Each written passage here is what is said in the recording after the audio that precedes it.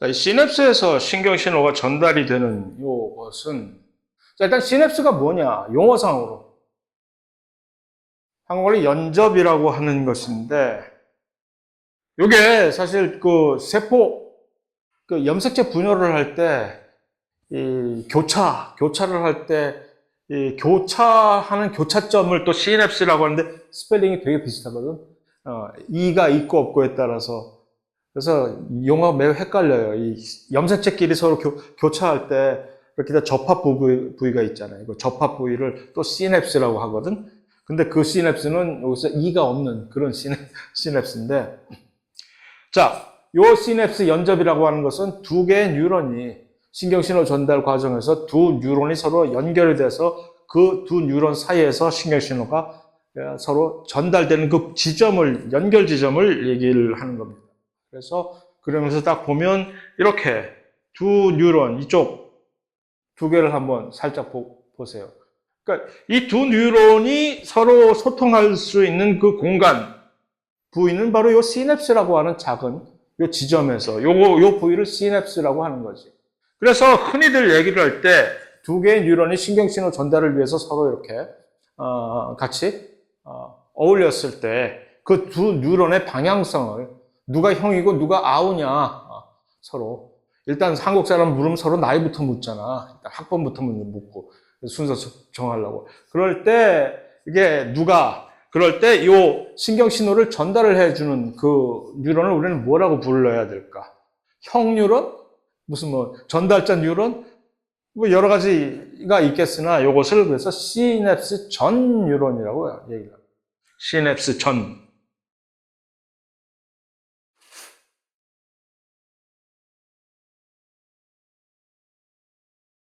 영어로 pre라는 걸 써서 전이라는 얘기지. 프리시냅틱 뉴런이라고 해서 시냅스 전 뉴런. 그러면 그 시냅스 전 뉴런이 전달해주는 신경 신호를 잘 받아서 그 다음으로 이제 또 연결을 해주는 그 받는 수용자 입장에 처한 그 뉴런을 뭐라고 부르면 될까? 시냅스 후 뉴런이라고 부르면 되겠지. 포스트 시냅틱 포스트를 써가지고서 시냅스 후 뉴런을 그래서 시냅스 전 뉴런과 시냅스 후 뉴런이 이 시냅스에서 서로 전달해주는 이 신경 그 신호를 우리는 살펴보겠다라는 얘기입니다. 뭔가 엄청나게 많은 일이 벌어지고 있는 그런 형상이죠. 그래서 그게 괜히 썼네 여기 있는 것 같고. 아이고, 그래서 이 방향성은 항상 축상 말단에서 수상 돌기 쪽으로 신경 신호가 화살표가 이렇게 뻗어진다는 얘기이고 두 가지 종류로 사실 전달을 해줄 수가 있어요. 일단 전기적 시냅스라고 보통 흔하지 않기 때문에 보통 우리가 이런 게 있었나 무시하는 이 고등동물에서는 잘 살펴보기 힘든 그런 방식의 신경신호 전달인데 그 시냅스 사이에서 신경신호를 전달할 때 훨씬 더 이렇게 단도직입적으로 투명하게 전기적인 신호. 전기적인 신호라는 얘기는 뭐야? 그 시냅스 그 신경신호가 전기 신호라는 얘기는 이온이 이렇게 전달이 돼서 이제 전류를 생성해내서 그렇잖아요. 그러니까 바로 그것의 장본인인 이온 자체가 직접 발벗고 나서서 그 있던 축삭을 따라서 이렇게 흘렀던 그 이온들이 직접적으로 건너뛰어 가지고서 그 다음 뉴런으로 건너가서 이온이 쭉 들어가는 그런 방식의 전달을 우리는 전기적 시냅스라고 얘기를 합니다. 그 전기적 시냅스가 있게 하려면 일단 구조적으로 두 개의 뉴런이 얼마나 어떻게 배열이 돼 있어야 될까요? 정말 밀착이 돼 있어야 되겠지. 제 아무리 이온이 여기서 큰 힘을 줘가지고 쭉 발사를 한다 하더라도 그 이온이 이쪽 하나의 세포에서 다른 세포로 껑충 뛰어서 건너가려면 어떻게 해야 돼요? 큰 간극이 있으면 얘네들이 전부 다 낭떠러지로 다 떨어져. 그러니까 물리적으로 이런 전기적 시냅스를 통해 가지고서 신호를 다음 뉴런으로 전달하려면 구조적으로 이 두 뉴런이 정말로 밀착이 되어 있어야 되는 거지. 밀착이 되어 있어야 되니까 어떻게 돼? 그 밀착이 되어 있는 사이에 밀착된다는 건 서로 세포막이 마치 뺨과 뺨을 서로 마주대고 이렇게 있는 것과 같은 형상이지. 그러면 어떻게 해야 돼? 그 둘 사이에 이온을 전달하려면 뭐가 있어야 될까? 이거 아직도 기억해요? 갭 접합이라고? 갭접합? 갭정션이라고 아직도 기억을 합니까? 이거? 갭정션이라고 해서 개구멍 얘기를 했잖아요, 개구멍.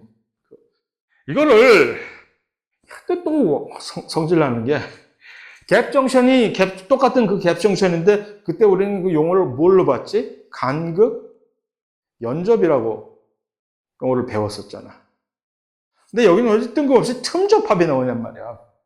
용어가 이런 식으로 막 지들 마음대로 왔다 갔다 한다. 그럼 틈접합과 간극 연접은 서로 다른 것임? 아님. 똑같은 것임. 다만 번역을 누가 했느냐에 따라서 이렇게 서로 다르게 쓰는 것임. 이라는 얘기죠. 자, 이게 이런 형상입니다. 전기적 시냅스를 사용할 때 두 개의 한쪽에 있는 뉴런에 있는 축상말단이겠죠. 이쪽은 수상돌기가 되겠지. 축상말과 수상돌기가 서로 정말로 이게 지금 여기서 그림을 그리느라고 틈이 보여서 그렇지 사실 실제적으로 우리가 현미경을 놓고 본다면 정말로 이 틈이 거의 없을 정도로 그 사이를 이렇게 개구멍들이 펑펑펑펑펑 박혀가지고서 사이를 여기서 이온이 화살표로 이렇게 들어갔다. 근데 이것은 이렇게 돼 있으니까 이온이 사실은 지 오야 맘이지 들어갔다가 마음에 안 들면 다시 왔다 갔다 이렇게 할 수도 있다는 얘기지. 어쨌든 대부분의 이온들은 이러한 방향에서 이쪽으로 전달되는 걸 선호하겠죠. 그래서 결국 이런 식으로 전기 신호의 형태로 신경 신호가 전달이 되는 것을 전기 시냅스라고 합니다. 그래서 그렇게 되면 뭐가 좋으냐? 빠르겠지, 일단. 그 다음에 준 만큼 받겠지. 내가 요만큼 가지고 있으면서 포카를 치는 것도 뻥카 못 치지. 100이라는 이온을 가지고 있으면 100을 줄 수 있을 뿐이지 내가 100만 주면서 1000 줄게 하고 막 이렇게 안 되는 거지. 정확하고 빠르다는 얘기입니다. 다시 단점은 그러니까 뻥카를 못 친다는 게 단점이에요. 그러니까 요만큼 신호를 가지고서 다른 쪽을 주면서 뭔가 이렇게 막 여기저기다 공수표를 날려가지고서 신호의 증폭이 불가능한 이건 그냥 똑같이 고지곧대로 내가 가지고 있는 신호를 그대로 갖다 전달해주는 그런 이것이 장점이 될 수도 있고 단점이 될 수도 있는 것이죠. 그래서 이제 척추동물에서는 이게 뭐 언제적 유물인데 하면서 이런 식으로 신호를 전달하는 경우는 드무나 척추동물 중에서도 우리를 위시한 이 척추동물 중에서도 이 심장 근육은 요거를 사용하는 게 정말 유리할 때가 있기 때문에 왜냐하면 심장에서는 모든 다양한 다른 조직 이 세포들이 연동이 돼서 똑같이 컨덕터 하나가 이렇게 딱 움직이면 그 동방결절이라고 하는 그 컨덕터가 자 이제 따라하세요 하면 전부 똑같이 이걸 근육 수축을 이렇게 딱 해야 되잖아요. 그 신호가 그러니까 동시에 이게 동기화돼 가지고 우석에 전달이 돼야 되기 때문에 그런 식으로 전달할 때 매우 요긴한 방식이죠. 그래서 우리 몸에서도 특히 이제 심장 근육의 일부 같은 경우에서 이러한 전기적 시냅스를 활용을 하는 것이다. 자, 일단 먼저 맛배기로 이런 것을 보여줬으나 실제적으로 거의 대부분의 몸에서 신경신호 전달을 전담하는 것은 이 전기적 시냅스가 아니고 그 반대의 대척점에 있는 화학적 시냅스라고 하는 일반적으로 우리가 알고 있었던 것은 이 화학적 시냅스입니다. 화학적 시냅스는 무엇을 통해서 전달이 되냐 하면 그 유명한 신경 전달 물질이라고 하는 화학물질을 일종의 화폐를 통화를 바꿔가지고서 전달해 주는 거예요.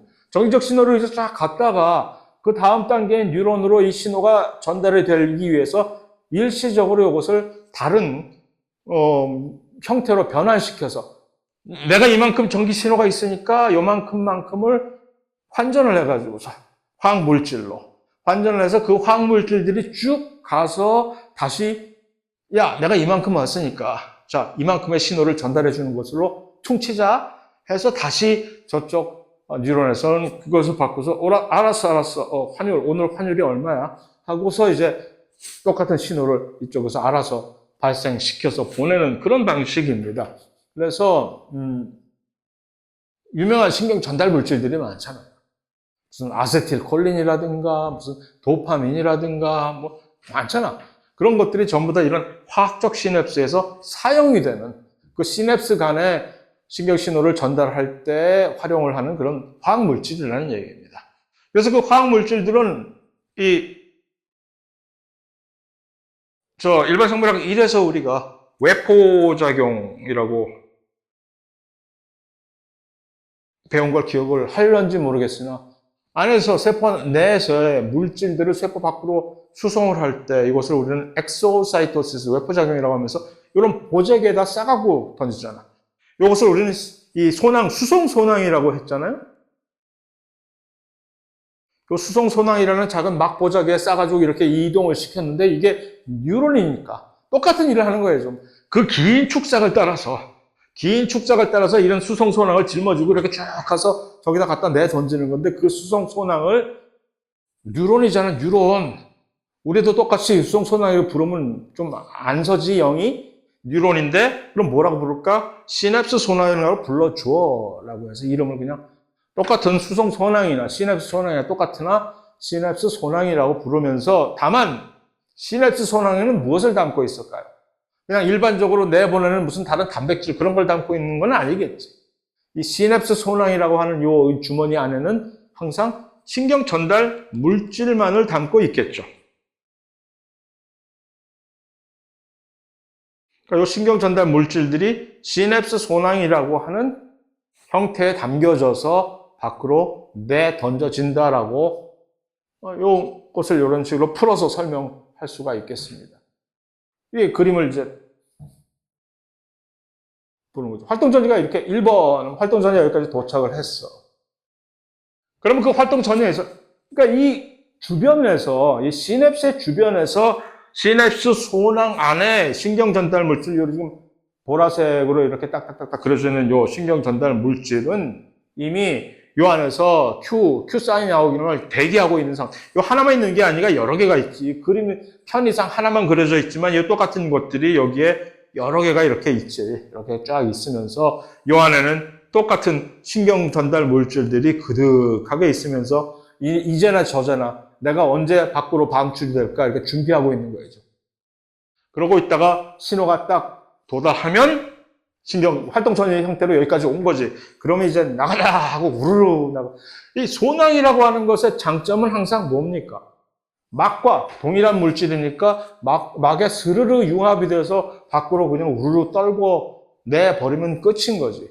그런 식으로 해서 우르르 요 두 개. 자, 이 화학적 시냅스에 의해서 신호를 전달하는 뉴런들 사이에는 아까 그 전기적 시냅스와는 다르게 여기 이 간극이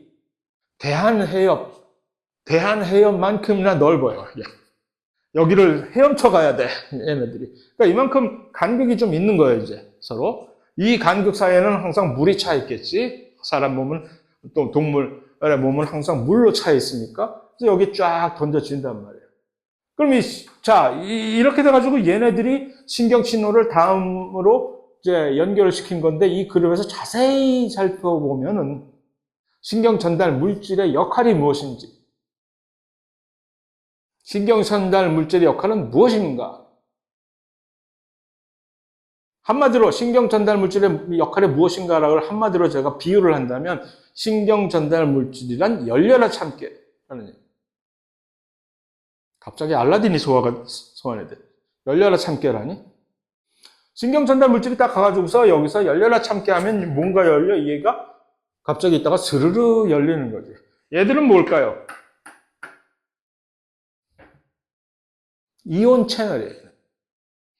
바깥쪽에는 여기서는 이 안으로 들어가서 이제 또 다른 새로운 새로운 활동 전이를 이제 유발해 보겠다는 이제 원대한 꿈을 가지고 청운의 꿈을 품고 있는 이온들이 주로 이제 염소 이온들이라든가 또는 뭐 그런 이온들이 여기 그득하게 이렇게 있어요. 그런데 그 이온들은 이 안으로 못 들어가. 어떻게 들어가? 문이 전부 다 잠겨 있는데.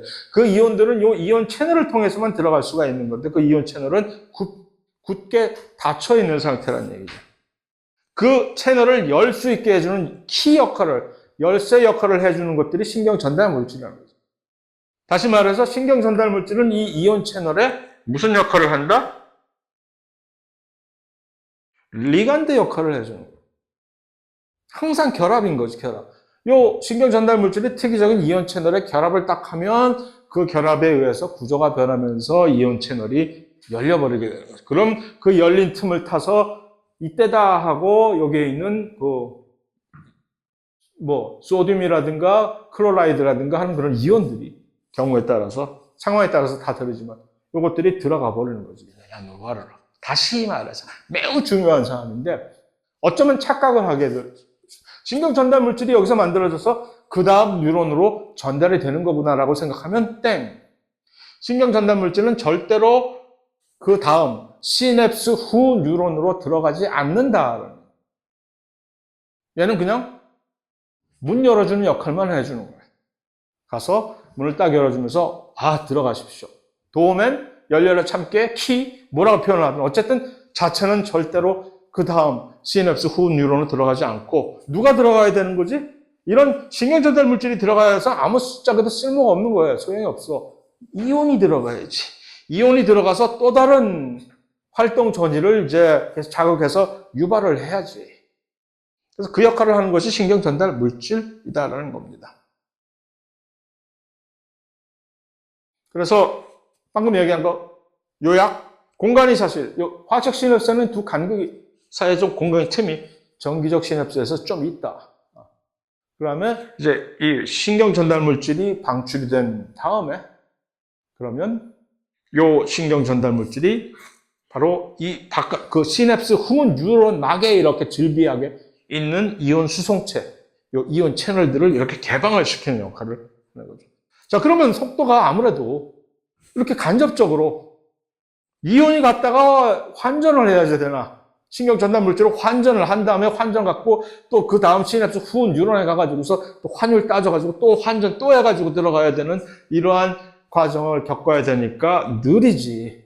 아까 전기적 시냅스에 대해서 엄청나게, 물론 우리가 지금 신경신호 지금 할 때 우리가 느리다고 언제 한번 느껴본 적 있어요?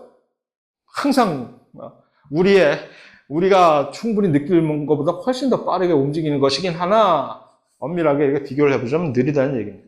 다만 느리지만 장점은 뭐냐면 이게 가능하죠. 증폭이. 왜 증폭이 가능하면 이 신경 전달 물질이 방출이 일단 되고 나면은 직접적으로 내가 방출된 이 신경 전달 물질이 바로 나와 마주하고 있는 바로 이쪽으로만 갈 이유가 없잖아. 딴 쪽으로도 이렇게 쭉 갈 수 있고 또 이온 채널을 열어줄 뿐이지 내가 이온 채널을 열었다고 해서 얼마나 많은 양의 이온이 들어갈지는 사실 또 다른 경우의 문제다. 열기만 하고 훨씬 더 많은 양의 이온이 들어가게 할 수도 있는 것이고. 그러니까 이런 식으로 해서 이 화학적 시냅스는 얼마든지 이 양 자체를, 신경 전달의 양 자체를, 크기 자체를 조절이 가능. 많은 경우에 이것이 많은 증폭의 형태로 또는 이 감소를 시킬 수도 있으나 많은 경우에는 이것을 증폭을 하는 형태로 해서 신호를 전달할 수가 있게 된다는 얘기입니다. 두 개를 살짝 비교한 요약 그림입니다. 여러 가지 신경 전달 물질이 있는데 예를 들어서 그 유명한 아세틸콜린이라든가 그 다음에 나중에 우리가 또 보게 될 에피네프린, 노르에피네프린 같은 이런 것들도 이것은 신경 전달 물질과 호르몬을 사실 두 개 역할을 동시에 수행을 하고 있는 그런 특정한 물질이기도 하고 도파민 이거 때문에 우리가 도파민이 워낙 모든 중독성은 이 도파민 때문에 생기는 것이고 세로토닌, 그다음 글루타메이트, 가바 여러 가지 이거 말고도 여러 가지가 있는 것이죠. 예를 들어서 아세틸콜린 같은 것들은 주로 근육 수축만 그러니까 이 아세틸콜린이 근육 수축을 유도한다는 얘기는 무슨 얘기입니까? 근육 수축을 이제 조절을 하는 그 운동 뉴런 같은 것들을 신경신호 전달에는 특정하게 이 아세틸콜린이 사용이 된다는 얘기죠. 신경 전달 물질은 누가 만드는 거예요? 각각 개개인의 뉴런이 만드는 거지. 그러니까 그 각각 개개인의 뉴런이 성향이 어떠냐에 따라서 어떤 종류의 신경 전달 물질을 만들지는 그건 뭐 자기들 마음인 거지. 그러니까 하다 보니까 근육과 연결이 되어 있는 신경신호 전달에 관여된 이 뉴런들은 전부 아세틸콜린을 주로 사용을 하더라, 전달에. 그러면 그걸 이제 관찰해 보면, 아세틸콜린이 이 근육을 수축을 이제 유도를 하는구나. 또 어떤 경우에는 어떤 특정한 우리 뇌에 기분 또는 기억 같은 거를 이제 영향을 미치는 그 신경, 요 회로에 또 이제 거기에 있는 뉴런들 중에는 아세틸콜린을 주로 사용하는 경우가 있습니다. 그러니까 이게 두 가지 경우가 그것 때문에. 첫 번째는 담배를 피우면 왜 기분이 그렇게 좋아지고 안정이 되는지. 마치 피워본 것처럼, 옛날에 한 몇십 년 피워봤어요, 담배. 그래서 한참 젊었을 때는 40대 중반까지만 해도 내가, 하루에 2갑씩 피던 사람이야, 담배를. 담배 없이는 절대 못 살아. 일어나자마자, 눈 뜨자마자 이거부터 물어야 돼. 그럴 때는. 그 다음에 특히 커피나 무슨 마시고 뭐 그럴 때는 담배 없이는, 담배 없이는 커피도 못 마셔. 그 다음에 무슨, 보고서를 쓴다든가 논문을 써야 된다. 하루에 담배 한 2갑 태울 생각해야 돼. 그러면서. 왜 그러냐? 중독도 되지만 어쨌든 담배를 피우면 기분이 쫙 가라앉고 안정이 된단 말이야. 이게 왜 그럴까? 바로가 아니고 왜 그럴까를 그냥 설명도 안 해줘. 왜 그럴까를 얘기를 했을까? 아세틸콜린과 니코틴이 말이에요. 서로 경쟁을 하는 거야. 그러니까 이 아세틸콜린이 딱 결합을 해서 리간드로서 해서 하는 열 수 있는 그 이온 수용체에 니코틴이 경쟁적으로 아세틸콜린이 없는 데에도 니코틴이 가서 붙을 수가 있는 거죠. 그래서 우리가 니코틴을 안에 딱 들이마시면 그 니코틴이 아세틸콜린이 자극을 줘야 지금 이게 이 신경이 전달이 되는데 그거 자극이 안 갔는데도 니코틴이 대신 가가지고서 딱 붙어가지고서 열어가지고 신호가 딱 전달이 되는 거죠. 그래서 기분 좋다 하고 그 기분이 좋다는 그것이 이제 사이드길로 도파민에 또 전달이 돼가지고 도파민을 자극해서 도파민 맛을 한번 보면 우리가 끊지를 못하는 거지. 마약 중독되는 사람들이 전부 다 그래서 어떤 혹자들은 담배 중독이 마약 중독보다 훨씬 더 세다고 얘기를 하더라고. 어떻게 끊었냐고? 나도 몰라요. 어떻게 끊었는지 정말. 갑자기 내 담배 냄새가 막 극심하게 싫어지더라고. 갑자기, 어느 날 갑자기. 그래서 아주 칼같이 끊을 수가 있었는데 다행스럽게도. 또 한 가지 그런 아세틸콜린이 그런 역할을 하는 것 때문에 이제 니코틴과의 관계 때문에 그런 것이고 또 한 가지 우리가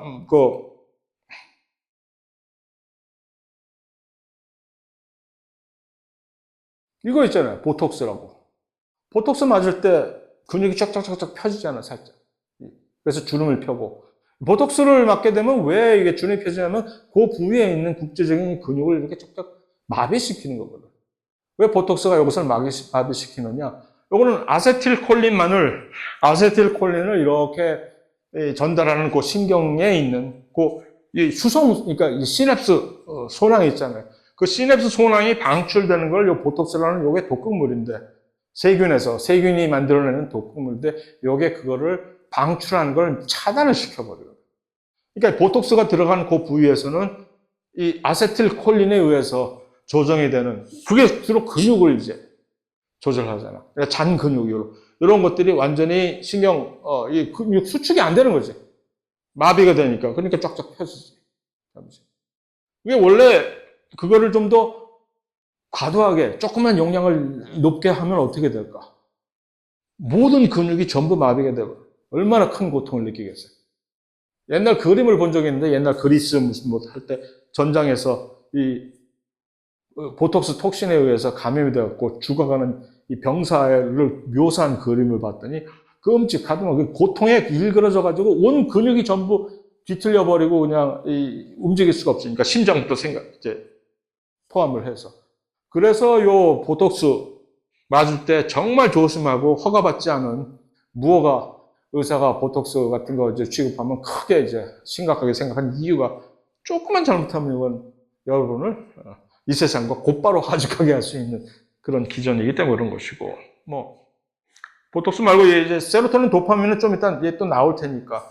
한 가지 또 다른 특징한 것은 가바라고 하는 이것은 다른 것들과 조금 특이적으로 이것은 억제성.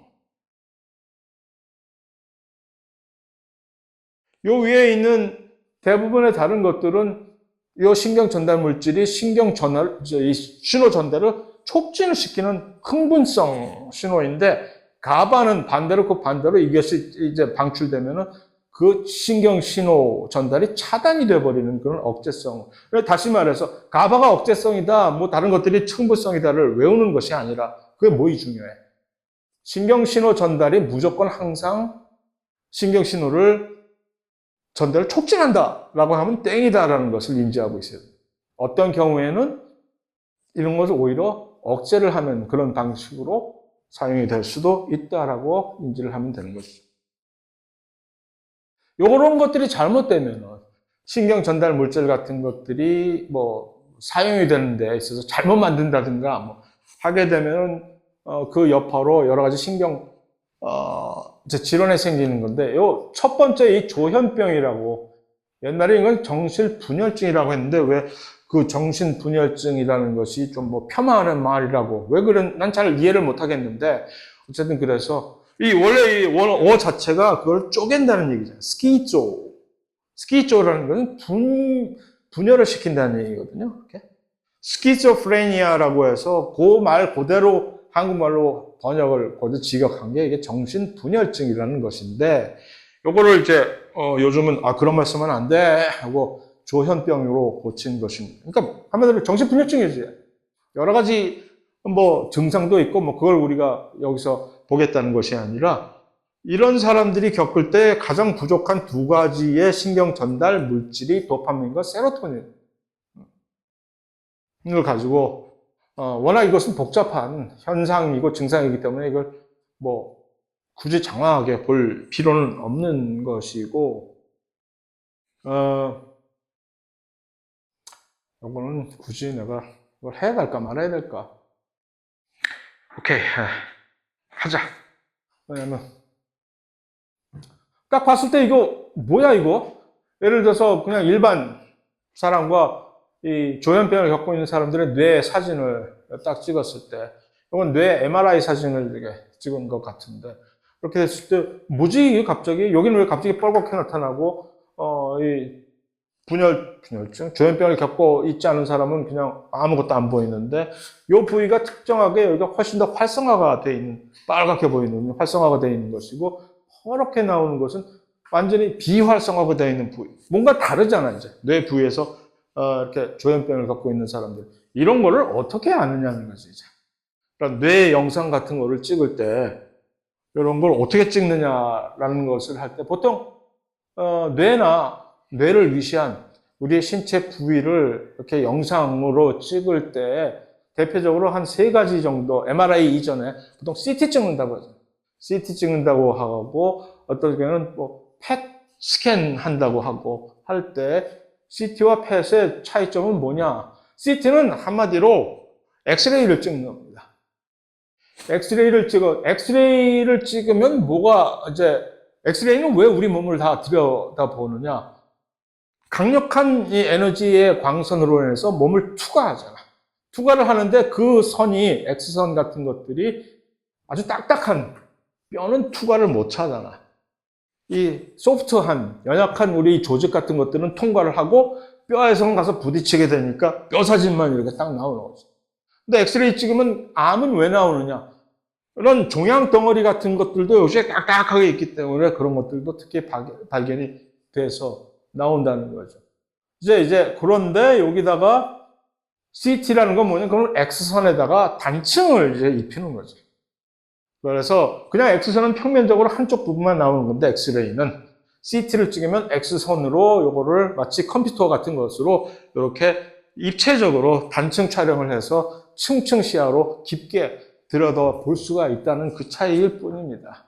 근데 거기다가 이제 펫스캔이라고 하는 것은 여기다 방사성 동위원소를 더 집어넣어 가지고서 방사성 동위원소는 뭐냐 하면 왜 여기다 방사성 동위원소를 집어넣지 몸 안에다가 주로 이것은 종양 같은 거를 어디서 암이 자라고 있는지 같은 것을 탐지를 할 때 유용하게 사용이 될 수가 있는 건데 왜냐하면 예를 들어서 이제 포도당에다가 방사성 동위원소를 입힌 포도당을 우리가 주입을 하면 그것을 가장 필요로 하는 부위는 어디겠어요?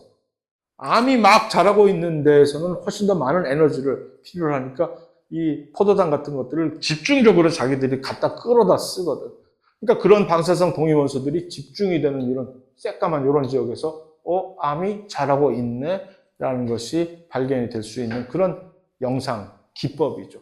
요거 두 개를 CT와 펫을 이렇게 동시에 우리가 접목을 하면 CT 펫 스캔이라고 해서 이제 입체적으로, 3차원 입체적으로 하면서 컴퓨터가 이런 것들을 방사성 동위원소와 같이 접목을 해서 이제 분석을 하면 이 우리 몸 속에서 어떤 부위가 이제 예를 들어서 암 같은 것이 지금 발생할 위험성이 있는지, 진행이 되고 있는지가 나타나는 것인데, 이런 일종의 이거보다 이런 것들에 비해서 MRI라고 하는 것은 뭐냐면 완전히 이제 이 접근 방식이 다른 거죠. 이런 X선이나 방사성 동위원소 같은 것을 사용하는 것이 아니라 MRI는 자석을 엄청나게 큰 고성능의 자석을 딱 놓고 그 자석 안에다가 이 물질을 사람 같은 이 영상 촬영할 이 객체를 집어넣는 거죠. 그러면 그 자석 안에서 우리 몸 안에 있는 각 세포에 있는 세포들의 분자들이 갑자기 식겁해가지고 전자의 울림이 바뀌는 거지. 공명이 바뀐다는 얘기예요. 그래서 그것을 MRI라고 해서 자기 공명이라고 이제 하는 건데, 그렇게 되면 그것을 이제 딱 잘 해석을 하면 이런 입체적인 영상이 만들어지는 것인데, 특히 이런 MRI는 특히 이 뇌를 관찰할 때 훨씬 더 특화적으로, 훨씬 더 많은 자세한 것들을 보여준다는 얘기입니다. 그래서 뇌 회로가 어떻게 이렇게 연결이 되어 있는지도 이제 MRI 같은 거. MRI는 여러 가지 다양한 변종들이 있어가지고 그것을 찍을 수도 있고, 또 어떤 MRI는 특별하게 기능적으로 뇌 어느 부위가 활성이 잘 되어 있는지 하는 그 기능적으로 그것을 보여주는. 그래서 아까 뭐 이런 식으로 뻘겋게 이렇게 보이는 이 부분, 요 부위들이 활성화가 특히 되어 있는. 요 기능적은 뭐냐 하면은 뇌 어떤 부위가 산소를 가장 많이 지금 막 활용을 하고 있느냐. 산소가 많이 가는 곳은 역시 그쪽에서 이제 활동이 가장 높은 곳 해가지고서 이런 식으로 보게 된다는 얘기입니다. 그래서 이거 하나 설명해 주려고 이렇게 길게. 그래서 이런 식으로 어떤 뇌 부위는 이렇게 막 활성화가 되고 어떤 뇌 부위는 이렇게 좀 비활성화가 돼 있다는 이 차이를 뇌 사진을 찍어서 구분할 수가 있다는 얘기죠. 자, 우울증은 그냥 세상이 싫은 거지. 기분이 아주 항상 꿀꿀하고. 근데 이제 뭐 둘 중에 어떤 것이 더 좋다고 얘기하기는 좀 그렇긴 한데, 근데 계속 항상 24시간이 가서 계속 뭐 하루 한 달 내내 1년 내내가 계속 우울해하고 있는 이런 그냥 단극성 장애가 있을 수도 있지만, 많은 경우에 이 우울증은 이렇게 바이폴라에서 양극성 장애라고 해서 갑자기 엄청나게 우울이 찾아와다 갑자기 뜬금없이 갑자기 기분이 좋아가지고서 막 왔다 갔다 하는 그런 양극성 장애도 뭐 있지. 근데 특히 양극성 장애 같은 경우에는 이게 모르긴 모르나 왜 그런지는 모르겠으나 예술적으로 매우 뛰어난 사람들이, 역사적으로도 훨씬 그 많은 예술가들이, 음악가, 미술가, 뭐 그런 예술적 감각을 가진 사람들이 이것을 겪는 경우가 참 많아. 왜 그런지는 모르겠으나. 어쨌든 둘 다 왜 그러냐 하면은 이게 부족해서, 자 봐. 우울증을 겪고 있을 때 얼마나 이게 그냥, 펄해, 그냥. 전체가 다 펄해, 뇌가. 그래서 이런 사람들이 이제 우울증을 많이 겪었다는 얘기죠. 놀랍게도. 더 놀랍게도 이런 사람, 뭐, 로빈 윌리엄스 같은 경우는 진짜 유명하잖아, 이게. 원래 우울증 때문에 자살까지 한 정도로. 이런 코미디언들도 이런 우울증을 겪게 되는. 이게 왜 그러냐 하면은, 우울증은 세로토닌이라고 하는,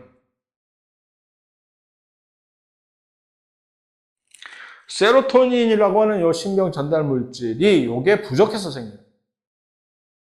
이게 사람을 편안하게 만들고, 이 신경 전달 물질에 대해서 너무 이렇게 단편적으로 뭐는 무엇을 하고 뭐는 무엇을 하고 이렇게 기능적으로 단편적으로 이렇게 연결시킨 거는 매우 위험한 매우 좀 멍청한 일이긴 하나, 그러나 사람들을 훨씬 집중해서 이걸 딱 기능을, 기억을 각인시키기 하기는 편하기 때문에 편법을 써서, 예를 들어서 아세틸콜린은 근육 수축 이렇게 연결을 시키는데, 그런 방식으로 얘기를 하자면 세로토닌은 안정, 기분, 사람의 기분을 조절하는 그런 신경 전달 물질입니다. 세로토닌이 많으면 기분이 편안해지고 안정적이고 그렇게 되는 거죠. 그래서 근데 이게 부족하니까 기분이 이상해지고. 근데 이제 요것을 보통 신경 안정제 같은 것으로 이렇게 해결하는 방식도 있고, 또 다른 하나의 접근 방식은 SSRI라고 해서 이 방식으로 세로토닌을, 그러니까 세로토닌이 양이 부족하니까 세로토닌 대신에 세로토닌의 합성량을 늘리고 싶은데 그게 마음대로 안 되는 거지. 원래 뭐 뉴런이 그걸 안 하겠다는데 어떻게 해? 그러면 그 다른 대안이 뭐냐?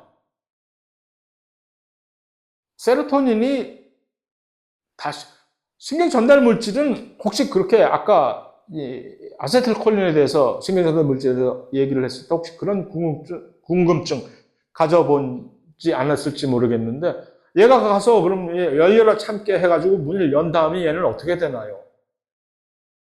아세틸콜린 신경 전달 물질이 이온 채널에 딱 붙어서 문을 열었어 이제. 그럼 이온들이 쫙 들어가. 그럼 임무가 끝났지.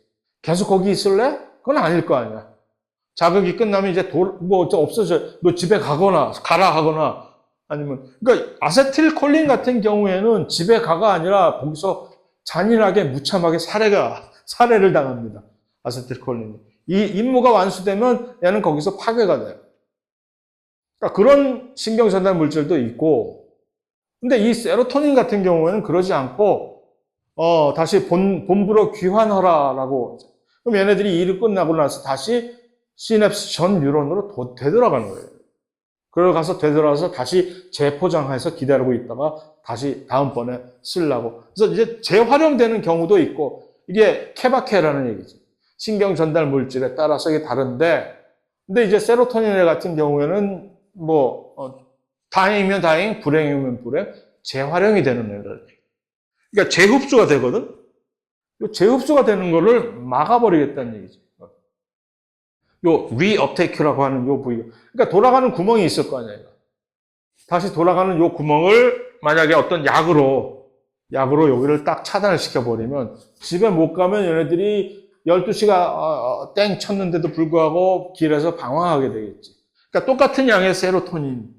양이 좀 부족해? 그러면 얘가 머무는 시간을 늘리는 거죠, 여기서. 그래서 그 양을 시간으로 상쇄하는 전략을 쓰는 게 바로 SSRI라는 그런 전략입니다. 그래서 SSRI가 무슨 Selective Serotonin Reuptake Inhibitor라는 약자입니다. 그러니까 선택적인 세로토닌 재흡수 억제제라고 그냥 번역하면 되겠지? 약이야, 약. 약을 먹으면, 그러니까 이게 우울증을 치료하는, 가장 잘 팔리는 약 중에 하나인 거예요. 그래서 먹으면 세로토닌이 집으로 돌아가는 그 길목을 차단해버리기 때문에 훨씬 더, 우울증을 그런 식으로 치료할 수 있는 그런 것이고. 파킨슨병은 이 뉴런 중에 어떤 일부 뉴런들이 도파민을 만들어서 자기들이 이제 신경 전달 물질로 쓴단 말이에요. 도파민은 세로토닌이 아까 뭐라 했죠? 기분을 좌우한다 그랬죠. 도파민은 뭐냐면 집중을 좌우합니다. 그래서 도파민이 우리가 딱 하면 사람이 아주 집중하게 되고, 그래서 그 집중하게 되는 아주 맑아지는 이 기분 때문에 어쩌면 그 도파민의 기분을 잊을 수가 없어가지고서 도파민을 한번 맛본 이제 사람에게는 거기에 계속 중독이 되는 그런. 그래서 중독에 도파민이 가장 큰 역할을 하게 하는 것이고. 그런데 이게 부족하게 되면, 이게 왜 부족하게 되냐면 그것을 만들던 그 뉴런들이 갑자기 여러 가지 이유로 해서 파괴가 되어버려요. 사실 거기에 있는 단백질 구조가 잘못 변형이 돼가지고 그 뉴런이 이제 죽게 되는 그런 얘기인데, 뭐 자세하게 더 할 얘기는 없지만. 어쨌든 그렇게 되면은 집중을 못하게 되니까 어떤 이 근육 움직임이라든가 말을 할 때 항상 우리가 신경적으로 집중을 해야 가능한데, 그러니까 그게 안 되니까 막 이렇게 손을 떨고 막 하게 되고, 이제 뭐 이게 집중이 안 되니까 움직임도 느려지고 막 여러 가지 이제 증상이 발생을 하는 거죠. 그래서 이 두 사람이 유명하게 파킨슨병을 알아가지고서 국회 청문회 나가가지고서 파킨슨병에 대해서 좀 더 많은 돈을 주세요라고 미국 국회 청문회에서 막 이제 호소를 하는 두 유명인 인사입니다. 네. 이분은 이제 옛날에 그렇게 나비처럼 날아가고 벌처럼 쏘던 그 움직임은 다 어디 가고, 이 사람 별명이 그랬잖아요. 나비처럼 날아가고 벌처럼 쏜다는 그 세계 챔피언이 있었는데 아무것도 못하고 이러고 있었고요. 그래서 이 사람 또 얼마나 촐싹됐던 사람이에요. 백투더 퓨처 영화 보면은 얼마나 그냥 방방 날아다니면서 하던 이 배우가 여기서 그냥 자기가 말을 도맡아서 하는데, 말을 하는 과정에서 자기 목을 못 가눠가지고서 목을 집중 못하니까 계속 이렇게 움직이면서 말을 이렇게 하는 그 안쓰러운 그 모습. 아직도 기억이 생생해요. 내가 직접 이 TV를 시청을 했는데. 그래서 이런 슬픈 병이라는 얘기고. 그래서,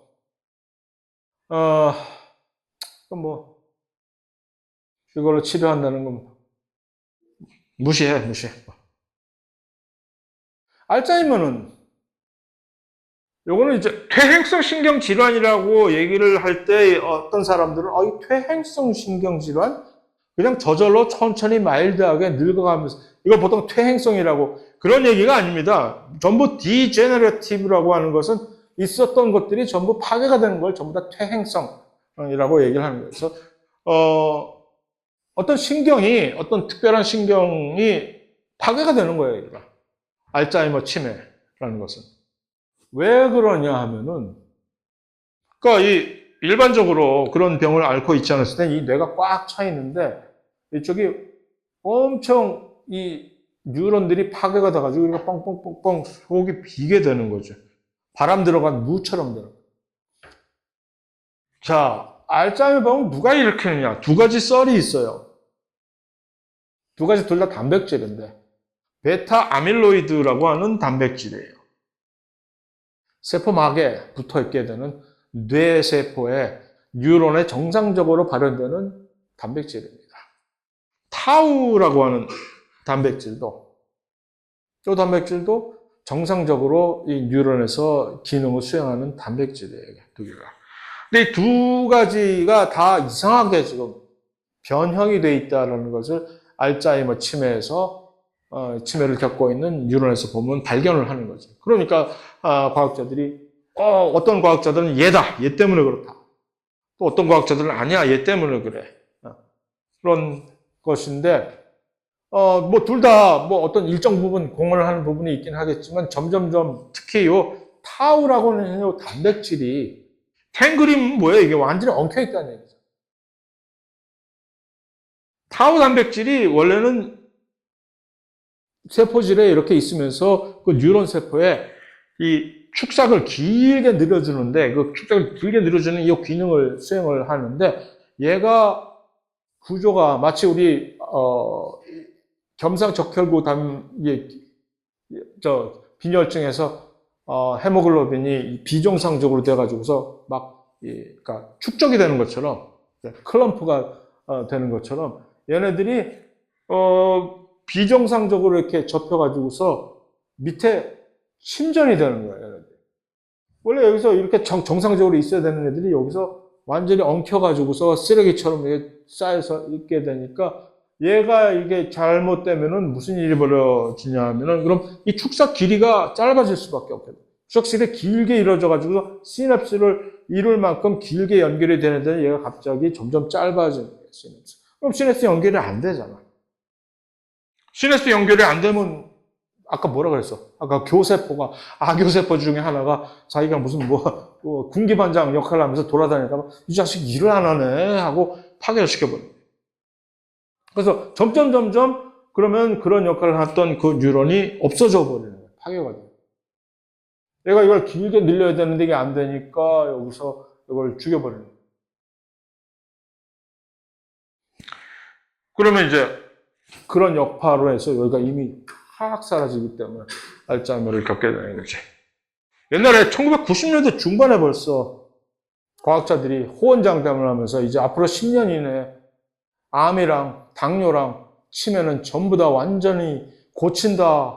안 고치면 내 손에 장을 지져라 하고 과학자들이 그러는데 벌써 90년대 중반이었어, 그게. 10년 안에 한다는 얘기인데 아직도 전혀 손을 못 대고 있잖아. 완전 개사기를 당한 거네, 과학자들한테. 뭐, 곧 고친다고, 곧 뭔가 획기적인 치료법이 나왔다고 어제, 그제 계속 뉴스가 나오긴 하는데, 뭐, 모르긴 몰라도 곧 해결이 되겠죠. 이런 무시무시한 병들. 이거 사실 속수무책이잖아. 누가 어떻게 걸릴지도 모르는 병이고. 이게 사실은 단백질들이 이렇게 가다가 비정상적으로 변해가지고 저렇게 쌓여서 되는 건데, 이거 우리가 어떻게 막으란 얘기야. 네. 곧 좋은 소식이 있겠죠. 마지막으로, 광우병은 사실 뭐 신경 질환하고는 좀 거리가 멀긴 하지만 이 치매, 특히 치매하고 비교해를 봤을 때 흡사한 부분이 있어서 한번 짚고 넘어가는 건데, 이거 역시 치매와 비슷한 점은 뭐냐면은 원래는 정상적이었던 단백질이, 세포 안에 있는 단백질이 비정상적으로 이제 구조가 변해. 비정상적으로 구조가 변하면 얘네들은 항상 똑같이 보는 얘기예요. 치매의 경우에서 이 구조가 비정상적으로 변하면 얘네들이 축적이 돼요. 여기 쌓여버려. 같이 자기들끼리 엉키고. 광우병도 마찬가지. 원래 기능을 수행하던 요 단백질이 프리온이라고 하는 요 단백질이 갑자기 비정상적으로 구조가 변하면 얘네들이 쌓여. 그러면서 그 쌓이게 되는 그 세포 주인장은 파괴가 돼버립니다. 그러니까 광우병에서도 뇌가 구멍이 송송 뚫린다는 등 뭐 하는 이유가 그런 세포들이 파괴가 돼서 없어져 버리는 것이죠. 그래서 이게 원래 소위 말하는 정상 단백질, 프리온 단백질은 이런 모습을 가지고 있는데 구조가 살짝 변하면 이게 갑자기 이상한 모양으로 1학기 때 배웠잖아요. 이거는 알파 헬릭스고 얘는 베타 병풍 구조인데 원래 있지도 않던 베타 병풍 구조가 갑자기 생겨버려요. 베타 병풍 구조가 이렇게 많이 노출되면 이게 항상 재앙이 있다. 이 당뇨에서도 이런 비슷한 증상이 일어나서 당뇨가 발생하는 겁니다. 그러니까 그런데 이제 광우병에서 이 프리온 단백질은 훨씬 더 심각한 게 뭐냐면 얘가 이렇게 되면 비정상적인 프리온이 되잖아. 근데 좀비가 되어버려요, 좀비. 단백질이 좀비 역할을, 좀비는 뭐 어떻게 해요, 갑자기? 갑자기 좀비가 되면은 정상적인 사람은 꽉 깨물어가지고 다시 좀비로 변화시켜버려. 얘도 그래.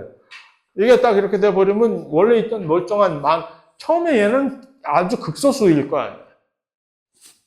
일반적으로 엄청나게 많던 흔하던 정상적인 단백질 구조를 얘네들이 들어가서 전부 다 지들처럼 구조를 변화시켜버리니까 이제 쫙 퍼져가지고서 개망해버리는 겁니다.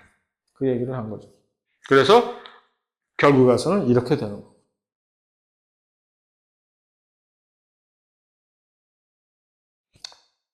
그래서 전체적으로, 이게 원래 양에서 제일 먼저 발전이 돼가지고서 이걸 양에서는 스크래피라고 하고, 그래서 이제 이 프리온 단백질이 비정상적으로 변하는 걸 SC 프리온이라고 이렇게 얘기를 하는 건데, 중요한 거 아니고.